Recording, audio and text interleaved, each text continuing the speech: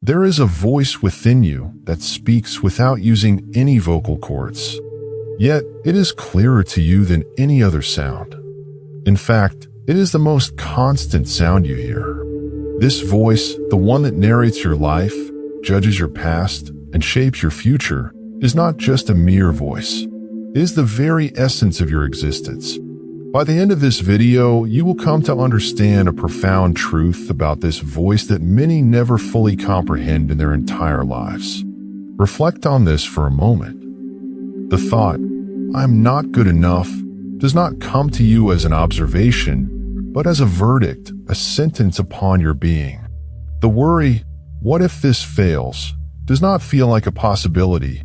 It feels like a pre-written outcome, a rehearsal for disaster. We live so deeply within this current of thought that we scarcely notice how entangled we are in it. We merge with the words, the emotions, and the judgments, believing that we are the thinkers of each thought. But there exists a profound question that, although hidden in plain sight, is rarely asked. If you can hear the voice of anxiety, who or what is doing the listening? If you can witness a thought of judgment arise and fade away, who is the one who notices? This is the mystery of the self, the heart of your existence. By unlocking this, you begin to tap into a hidden faculty within your awareness, a capacity to stand apart from the relentless activities of your mind. And understanding this is only the beginning.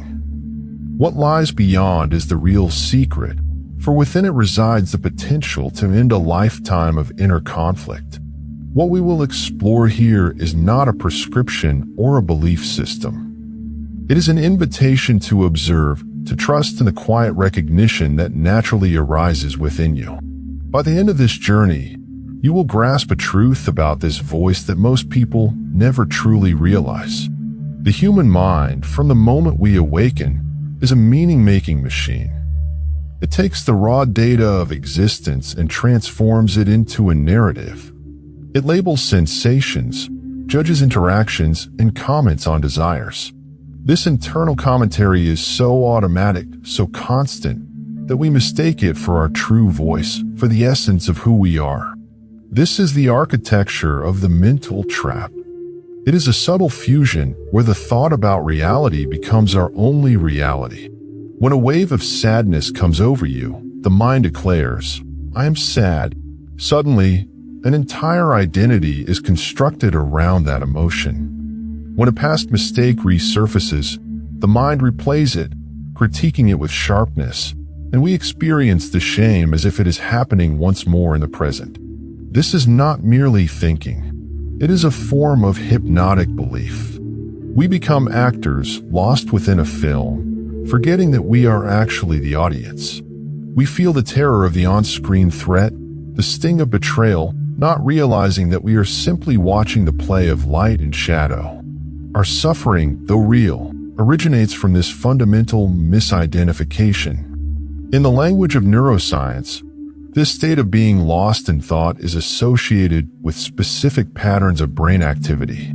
A particular network activates when we are on autopilot, ruminating, worrying, constructing our sense of self. When this narrative network becomes overactive, it generates a near constant sense of dissatisfaction, a feeling that something is always wrong with us or our lives.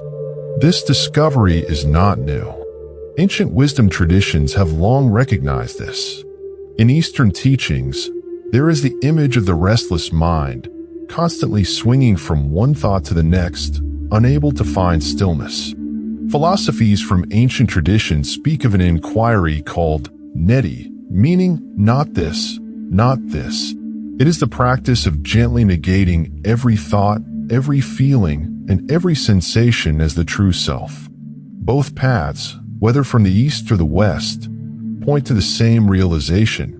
The endless stream of mental activity is something that the self experiences, but it is not who the self truly is. The trap is not in the presence of thoughts, but in our unconscious agreement to believe that we are our thoughts. These invisible chains, born from this agreement, are what create our deepest anxieties, our sharpest reactions, and that quiet, persistent ache of feeling lost in the noise of the mind. Yet, even within the depths of this fusion, something else is present. For you to be aware of being lost in thought, some part of you must not be lost. For you to notice the chaos of the restless mind, some part of you must be still. This is not merely a concept. It is an experience. It is the silent backdrop against which the entire landscape of your inner world unfolds. This is the watcher, the witness, that aspect of you that is aware of what comes and goes within the mind. Modern neuroscience has started to explore this capacity, referring to it as meta-awareness, the mind's ability to recognize that it is thinking. This shift is subtle, yet immensely powerful. It is the transition from being the character in a story to being the awareness that observes the story. It is the realization that thoughts are happening, rather than merely experiencing the thoughts without question or recognition. This is not a novel idea. For thousands of years, sages from various traditions have described this background awareness as something timeless, as the light that illuminates all things. They did not view this awareness as part of the mind, but as the very essence that makes perception possible. It is the unchanging observer, the silent witness, always present, regardless of the turbulence of the mind. It does not judge the thoughts, engage with them, or try to alter them. It simply witnesses their arising and passing, untouched and untainted by their content. Imagine your awareness as the vast, endless sky. Thoughts, emotions, and sensations are like clouds. Some are dark and stormy, others light and wispy. They come and go, obscuring the clear blue sky for a time, only to drift away. Throughout it all, the sky itself remains unaffected, constant, stable, and unchanged. It is the eternal container, holding the fleeting weather patterns of your inner world. You are the sky, not the clouds. This underlying stillness has been observed by seekers throughout time, though often in different forms. It is the profound peace that arises in the stillness of meditation. It is the lucid, detached clarity found by those who, in moments of near death, watch their lives unfold without attachment. It is the effortless presence experienced during moments of creative flow, when the mind quiets and action arises spontaneously, without effort. The watcher is not a new self you must build. It is the foundational ground of your being, present all along, waiting patiently beneath the turbulence of the mind. The most transformative shift in a human life is not in changing what you think, but in discovering who watches. Recognizing the watcher is the first step. Learning to rest there, to abide in that awareness even as the mind continues its activity, is the practice. This does not require years of retreat or complex rituals. It begins with a simple, almost imperceptible shift in your attention. The practice can start right now. When a thought arises, instead of following it down its usual path, you can gently notice it. If a wave of worry about the future appears, you can silently label it as worrying. If the inner critic begins its monologue, you can label it judging. This is not about pushing the thought away. It is about acknowledging it gently. You are not resisting, but instead transforming the mental event from a master into a messenger. You are simply noticing what is already happening. This practice is at the heart of what modern psychology calls cognitive diffusion. It is the art of recognizing thoughts as just that, thoughts, and not as direct truths or commands. The most powerful tool for this shift is a subtle change in language. The thought, "I am a failure," carries a heavy weight, establishing a rigid identity. But notice the shift when you reframe it. "I'm having the thought that I am a failure." A space immediately opens up. The thought remains, but you are no longer fused with it. You have moved from being the thought itself to being the observer of it. This small space is the seed of all inner freedom. This shift is not a psychological trick. It has a clear neurological signature. When you begin to observe your thoughts and emotions non-reactively, you calm the fire in your brain's alarm center, the amygdala. In doing so, you actively weaken the old automatic pathways of fear and anxiety. At the same time, you strengthen the neural circuits in the prefrontal cortex, the part of your brain associated with emotional regulation and wise discernment. You are quite literally rewiring your brain to respond with presence, instead of panic.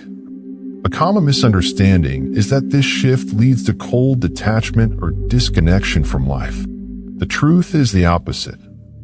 This is not about withdrawing. It is about being radically present. When you are no longer consumed by the endless battle with your thoughts and emotions, you find yourself with more energy, clarity, and compassion to engage with life as it truly is. You are not ignoring the waves of thought and emotion. You are learning to navigate them with skill and balance, remaining fully alive to the movement and power of the ocean of experience. This is how the Watcher becomes your primary home, not merely a place you visit. It is a patient return, moment by moment, to the quiet clarity that has always been present.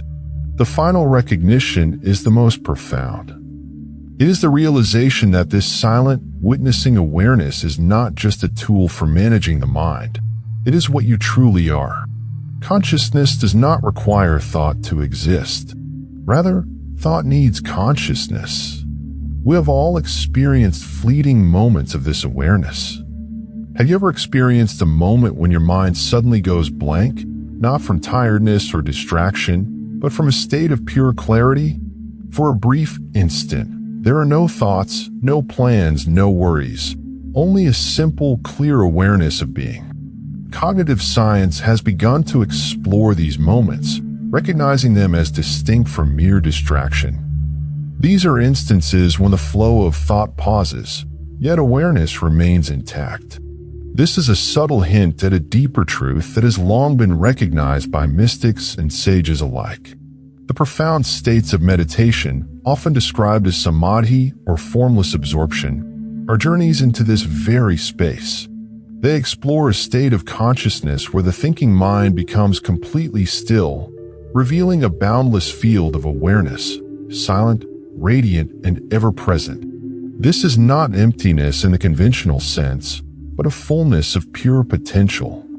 The great philosopher Shankara spoke of ultimate consciousness as non-intentional, which means that pure awareness does not need an object to be aware of.